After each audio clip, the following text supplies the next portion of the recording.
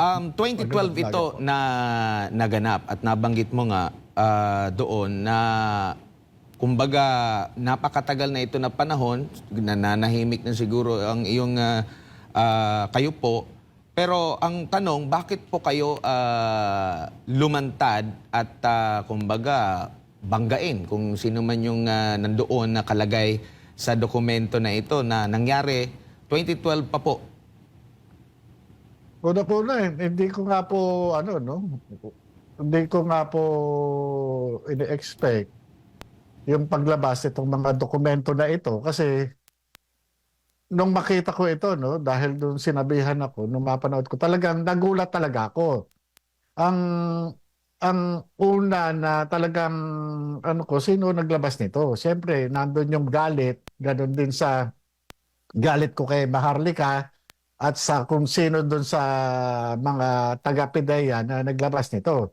Kasi ang isa sa mga naiisip ko na kaya ito lumabas dahil doon sa nangyayaring involvement ng PIDEA Director General na sa pagitan ng ahente na kanyang di umano ay nakaalitan.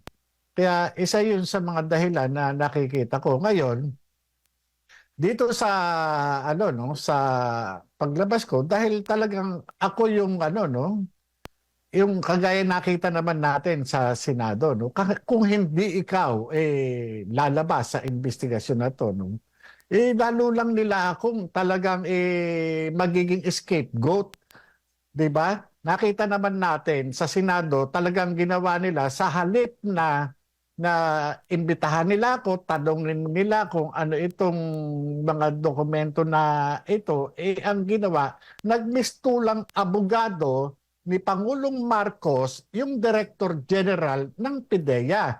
Hindi man lamang niya alamin na kung paano ito naging dokumento. Hindi man lang niya ako tanungin kung ano yung nilalaman nito mga dokumento, kung paano ito nangyari at kung ano yung magagawa ng agency. Sa halip, talagang harap-harapan, siniraan niya ako sa publiko nang wala namang kompletong basihan sa yung paninira niya sa akin. Mhm.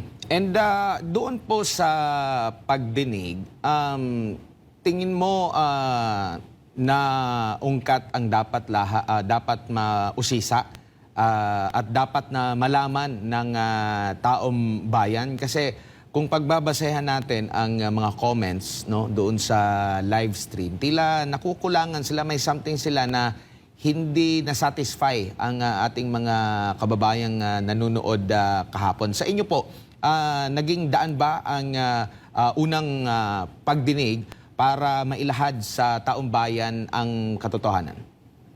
Alam niyo po, unang-una, ano po ito, no? Nagkaroon ng katuparan, yung hinihingi ng taong bayan na madinig nila. At pangalawa, mapatunayan ko at mapatotohanan ko na sa pamamagitan ng panunumpa ko doon sa Senado na ako mismo ang gumawa ng pre-ops at ako mismo yung taong nakalagda dyan at yung authenticity nung mga dokumento na ito, yun po yung importante. At kasunod nun ay yung pag-identify ko doon sa mga personalidad na subject noong mga PIDEA documents po na yun. Opo. Sir,